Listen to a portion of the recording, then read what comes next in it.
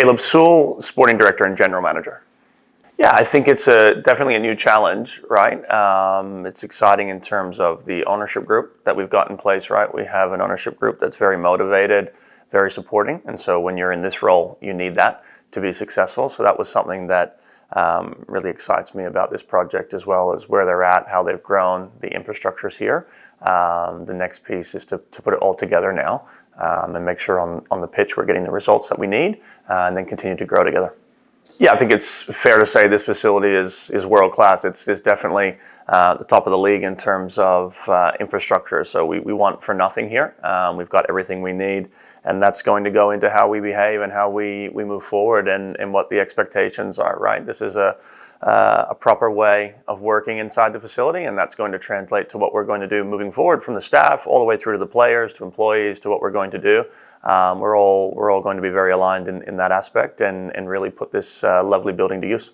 Yeah, I think I lean upon my network from past playing experiences quite a bit. I think it's cultivated over the years of a long career and playing in different markets and being half Australian, American, played in Canada and played a long time in Portugal and Europe. I have a lot of connections in Brazil with the language piece, speaking Portuguese. So I think we definitely use that to tap into a network that maybe that's not the network of others, and we use that to our advantage. But definitely your playing career, whether you're a coach or front office executive, whatever it may be, it definitely shapes your viewpoints and where we go. But in terms of recruitment, yeah, absolutely. My network is key to what we do in terms of finding players that fit what we're looking for. Yeah, we must have clear profiles of what we're going for. They don't need to be profiles that have 100 things listed to them, but it's got to be clear in the way we work. And obviously within those profiles, you have different pieces that you're looking for. One's quick and one can play inside, or one can stretch the game, or one's more of a link up. You obviously consider all of that, but at its core, we're looking for work rate. We're looking for character reference. We're looking for people that are going to be good club people. And that doesn't matter what the profile is on a technical standpoint. So, moving forward here, we're going to have the hardest working team. That's the expectation. We're going to have the hardest working staff. That's an expectation.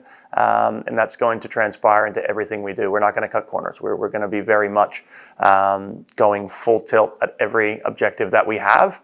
And that starts now. And then when the players arrive, they're going to feel that.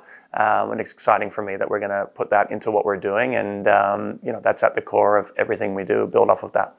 Yeah, listen, I think my time in Memphis was successful. I think what we did there was quite good. We're proud of that work. I don't think we're looking to copy anything from there by any means. I think I'm looking forward to creating something new here. There's obviously parts of that experience that you lean upon and you use and reflect upon, and what would I have done differently, and how would I bring that into this role? I think what we did there is similar in the sense of we need to have a clear way of working. The processes need to be clear. The alignment needs to be clear. The players have to know the expectations. Staff know the expectations. Drive those expectations. So again, that was all at the core, and I think that's transferable. But once we get into the technical front, we're obviously putting together a new staff here, an exciting staff here.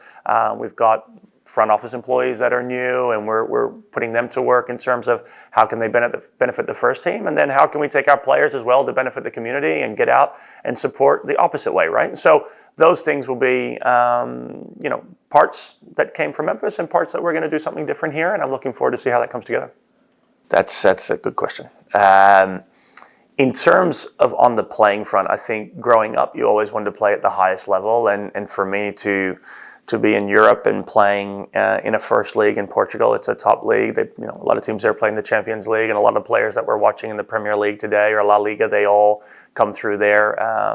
Recently, Sporting Lisbon beat Man City in the Champions League, so the level's quite good.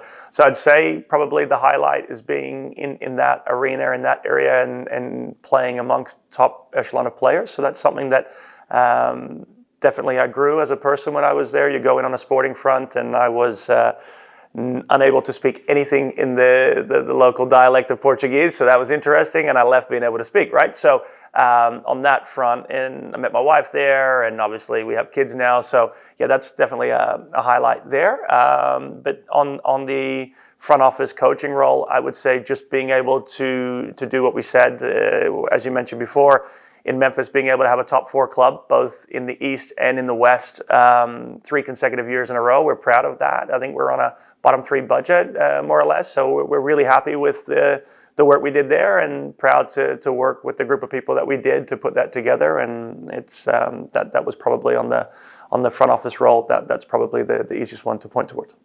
Yeah, goals on the field are really to, at a minimum, be in the playoffs, right? We've not been there for a good number of years, right? And that's, for me, going to change this year. We're going to be in the playoffs. We that's the expectation, and we don't want to fall short of those expectations, right? That's going to happen.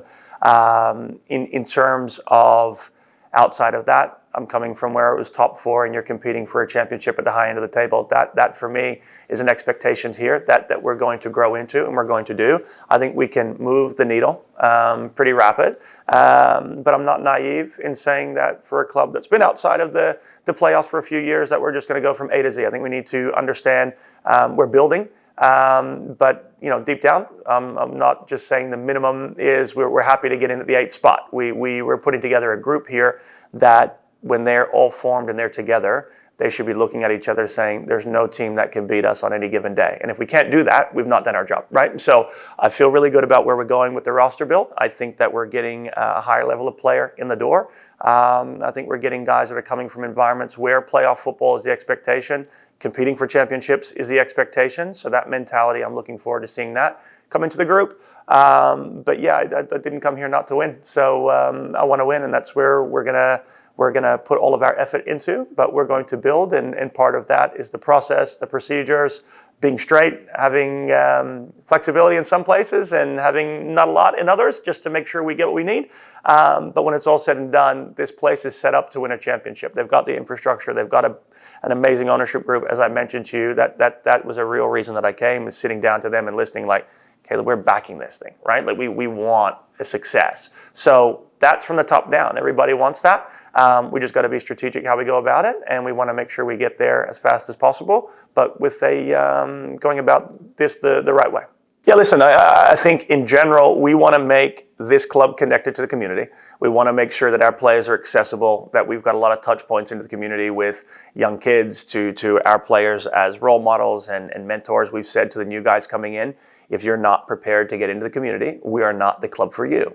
So we expect our players to be open and being into the community. And we want to make this place a fortress. We want to really make sure that the fans don't just come to the game and watch the game. They have the access to the players. They see us out in the community. We're making a difference. We're shaping the children that are coming through in the future as role models. And then ultimately, that will come back into the stands where we're all in this together. And I think there's nothing worse for an away team in coming to a stadium where it's packed and everyone's against you, and they're a really good team, and it makes it for a difficult environment. So that for me is equally at the top of the list, to make sure that we, not just the players, the staff, we're going to be out in the community.